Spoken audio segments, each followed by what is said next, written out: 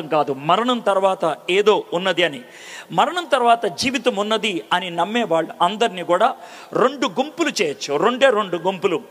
ఒక గుంపు ఇలా ఆలోచిస్తారు, ఇంకో గుంపు ఇలా ఆలోచిస్తారు. ఈ రెండు గుంపుల్లో ఒక గుంపు ఏమైనా ఆలోచిస్తారంటే మరణం తర్వాత జీవితం ఒక స్ట్రైట్ లైన్, ఒక తిన్నని గీతలాగా ఉంటుంది అని నమ్ముతారు. రెండో గుంపు వాళ్ళు లేదు, గుండ్రంగా చక్రంలాగా తిరుగుద్ది అని అంటారు. తిన్నంగా వెళ్తుంది అని నమ్మేవాళ్ళు మూడు మతాలు ప్రాముఖ్యంగా. మొదటిది యూదా మతం, రెండోది క్రైస్తవ్యం, మూడోది ఇస్లాం మతం. వీళ్ళు నమ్మేది మనిషి ఒకసారి పుడతాడు, ఓసారి చచ్చిపోతాడు, ఆ తర్వాత నిత్యత్వంలోకి వెళ్ళిపోతారు. అది మంచో చెడో, పైకో కిందకో, వెలుగో చీకటో, దేవుడి దగ్గరో లేకపోతే నరకంలోనో తెలియదు. అయితే ఒకే చోట వాళ్ళు ఉంటారు. ఇది స్ట్రైట్ లైన్. అయితే గుండ్రంగా తిరుగుద్ది అని నమ్మేవాళ్ళు మూడు మతాల వాళ్ళు హైందవులు, బౌద్ధ మతస్థులు, జైన్ మతస్థులు. వాళ్ళు నమ్మేది ఏంటంటే మానవుడు పుడతాడు, చచ్చిపోతాడు, వాడి యొక్క పాపపుణ్యాన్ని బట్టి తర్వాత జీవితం ఉంటుంది, మళ్ళీ పుడతాడు, ఆ తర్వాత పాపపుణ్యాన్ని బట్టి తర్వాత ఉంటుంది జీవితం. ఆ విధంగా జీవిత చక్రములో తిరుగుతూ ఉంటాడు. ఇది వాళ్ళు నమ్మేది. అయితే ఈ రెండిట్లో ఒకటే రైట్ అవుతుంది, రెండు రైట్ అవ్వలేవు. ఈ రెండిట్లో ఒకటే సబబు. ఈ రెండిట్లో ఏది అంగీకరించగలుగుతాం, ఏది సబబుగా అనిపిస్తుంది?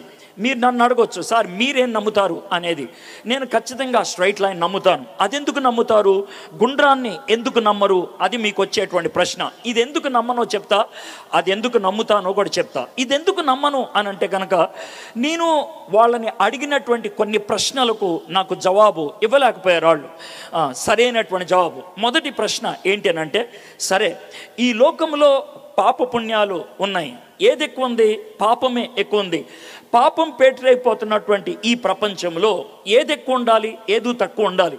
ఏది ఎక్కువ ఉండాలి అని అంటే కనుక పాపం ఎక్కువ అవుతుంది కాబట్టి జంతువులు ఎక్కువైపోవాలి, పక్షులు ఎక్కువైపోవాలి, చెట్లు ఎక్కువైపోవాలి. ఎందుకంటే పాపపుణ్యంలో పాపం ఎక్కువైతే తర్వాత జీవితంలో కుక్క అవ్వచ్చు, పిల్ల అవ్వచ్చు, ఈగ అవ్వచ్చు, దోమ అవ్వచ్చు, లేకపోతే ఏనుగు అవ్వచ్చు, లేకపోతే సముద్రంలో చేప అవ్వచ్చు. ఇంకా చెడ్డ జీవితం అయితే ఒక వేప చెట్టు అవ్వచ్చు, మామిడి చెట్టు అవ్వచ్చు, కొబ్బరి చెట్టు అవ్వచ్చు, లేకపోతే ఒక గడ్డి అవ్వచ్చు.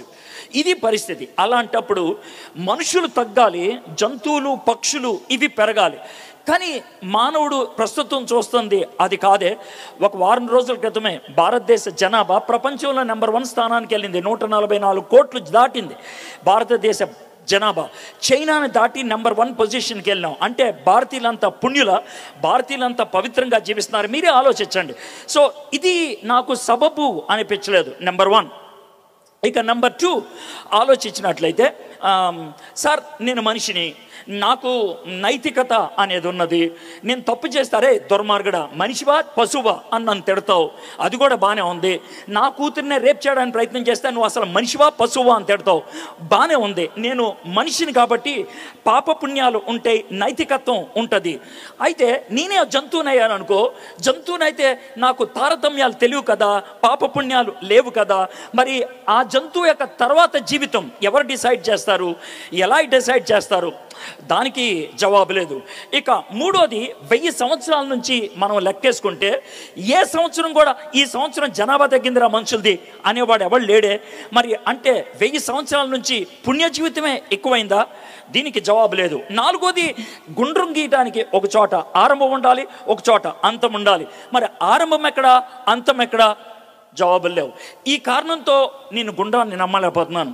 అయితే నమ్మగలిగేది ఒకటే, స్ట్రైట్ లైన్ నమ్ముతున్నాను. ఎందుకు నమ్ముతాను స్ట్రైట్ లైన్ అని అంటే, నాకు ఏదో సైంటిఫిక్ జవాబు ఇచ్చారని కాదు, లేకపోతే ఒక తాత్వికమైనటువంటి జవాబు ఇచ్చారా లేదా తర్వాత విషయం. అతి గొప్ప రుజువు నాకు దొరికింది ఏంటి అని అంటే, ఒక ఆయన చచ్చిపోయి ఆయన తిరిగి లేచి హలో బాస్, చావు తర్వాత జీవితం ఇలా ఉంటుంది అని చారిత్రకంగా చెప్పాడు. అది చాలు నాకు, అది చాలు. చరిత్రలో ఆ విధంగా రుజువు చేశాడు. ఎవడు సారాడు అని అంటే ఆయన్నే యేసు ప్రభు అని అంటారు, ఆయన్ని యేసు ప్రభు అంటారు.